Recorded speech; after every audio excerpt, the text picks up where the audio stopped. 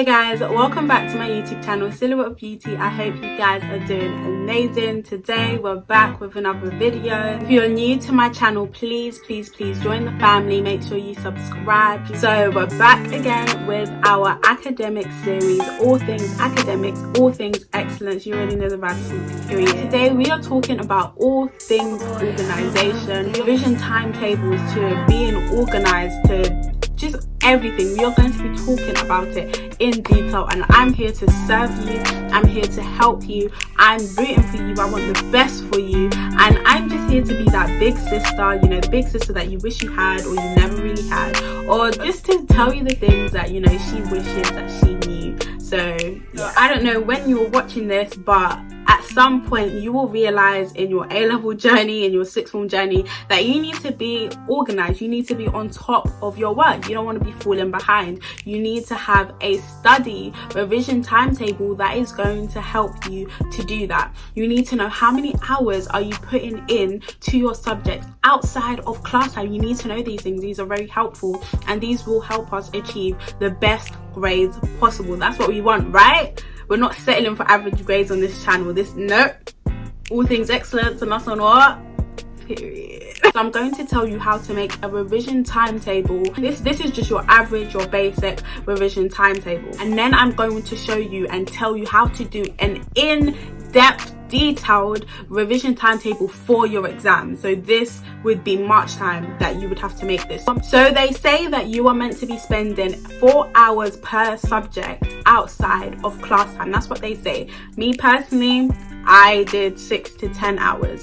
I'm not telling you to do that. Do what is best for you in terms of time. Me personally, it takes me a long time to understand something, a long time to grasp a topic, especially if it's difficult and, you know, a complex concept to understand. So it did take me a bit longer, but some people I know, they're good for, you know, to do things quickly. So it all depends. So I'm not really tough on time, as long as the time that you were using and spending is effective, because you can revise something for 4 hours, and just because you've done it for 4 hours doesn't mean that it's effective, doesn't mean that you're going to be able to recall that information, doesn't mean that you actually understand that topic. So it's less about time and more about effectiveness in that time. And you guys all know, or should know, that you take breaks whenever you revise, whenever you study, you take breaks. That's standard, because I don't want any of you guys burning out.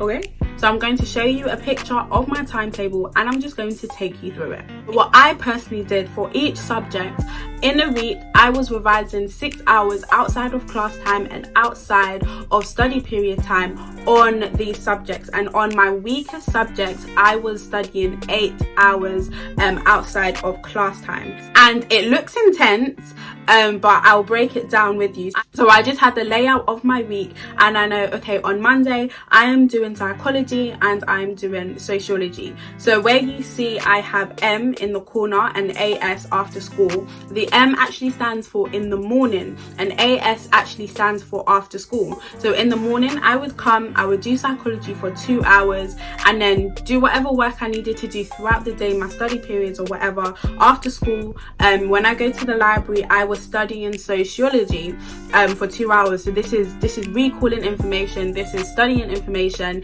Bearing in mind, this is just revision, so I still have to make my notes.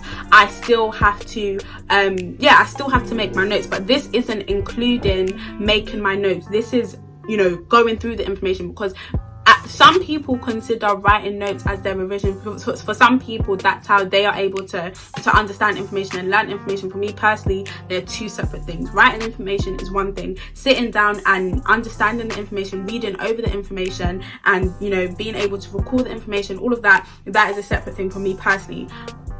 Go as your revision style leads you to do.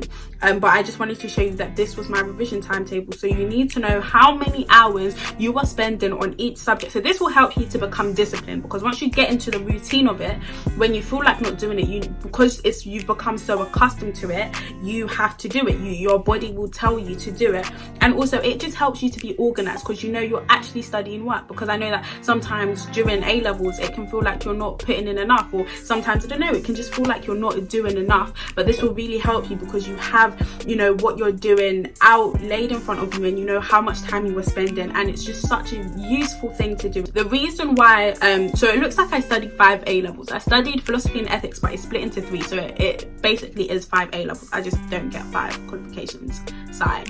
And because ethics was my weakest one, like ethics was the ghetto, like I actually hated ethics.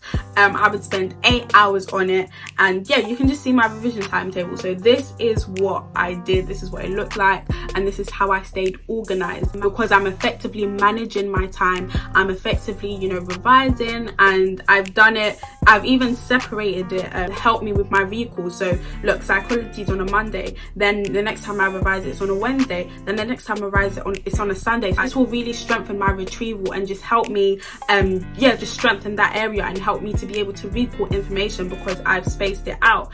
Some subjects I wasn't able to, but majority of them are. So I'm doing sociology 2 times at the beginning of the week, once at the end of the week. I'm strengthening my retrieval. So that is another psychological tip there for you. Spread out your subjects.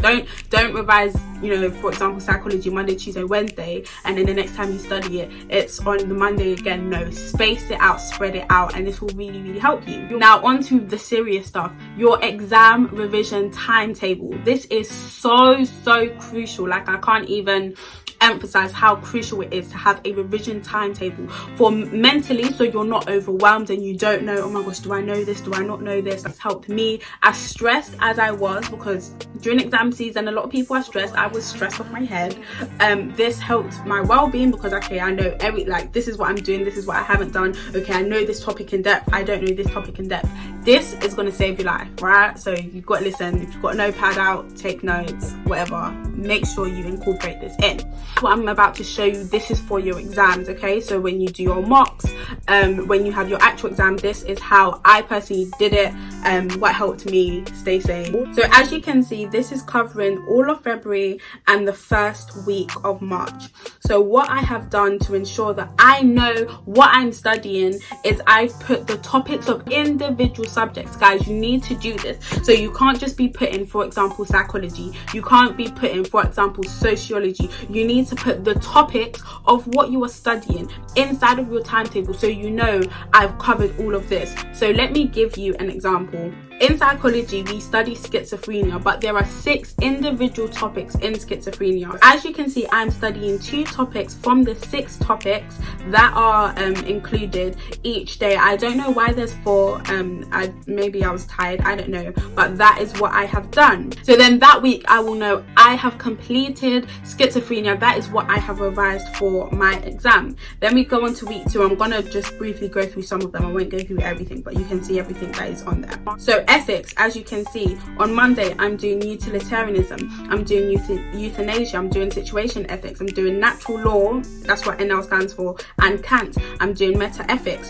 So I have put the topics of the subject that I am studying. So this is when you move from putting the subject down on your revision timetable, and you are putting the topic of the subject down, how many topics you are doing that day and what topic you are doing that day. So you know, instead of just writing ethics, okay, what topic in ethics have you studied? But with this kind of revision timetable, you know, okay, I have studied utilitarianism, I have studied euthanasia, and you know how to go on from that. And then you tick it off as you go along the way, so you know you're keeping track, you're being organized, you know what topics you have studied, and you would even know, okay, do I need to go over it, do I understand this, do I get this? And make sure in your revision you are incorporating questions. So don't just revise the information, make sure you're doing questions, so you're testing your recall, so you know, okay, my retrieval is being strengthened, I'm not just reading over my notes, but I'm actually able to put this in an answer and give it back to your teachers and get them to mark it, so you know you're improving. In week 3 we can see that in pink, this subject is sociology, and the topic within that subject is crime. So I'm not just going to write sociology on Monday Monday, what topic in sociology am I studying? I'm studying crime. Okay, what topic in crime am I studying? I'm studying ethnicity. I'm studying the next day gender, the next day green crime, the next day state crime, and so forth. I hope this is making sense. But in a nutshell, what you need to do when creating your exam revision timetable is move from putting the subject down to putting the topic of the subject down. Put each subtopic that you are studying, allocate it to a day until that topic is completed. So until you finish crime and the next. So you've got families, or you've got theory and methods. Don't write theory and methods down. Put the topics of theory and methods that you are going to be studying and allocate it into a day. This is how you make an effective revision timetable, by breaking down the topics that you are revising and allocating them to a day. So every single subtopic within that subject, you then allocate it to a day, so you can track what you are doing, you know your progress, and you know exactly what you were doing. Essentially, what you're breaking it down like that. That is how you get your effective, detailed revision timetable, which will really help you, because you know exactly what you are doing. Me personally, I didn't put a time on it, so I wouldn't say like 6 to 8 this is what I'm studying, because the time it takes me is the time it takes me, okay? But for some people, they may want to put the time. So I always say it's not about how much time you are spending in revision, but how effective you are using the time to revise. Because you can sit there for 8 hours and be reading, and someone asks you a question and you are unable to articulate an answer. Or you can spend 2 hours and fully understand, everything, and do a past paper and do a question, and be able to provide the necessary information that will give you those marks on your exam, and essentially give you the best grade possible. So that's how I did my revision timetable. I found it super helpful, super effective. People thought I was crazy, like, why are you doing it per topic? Like, how are you gonna know?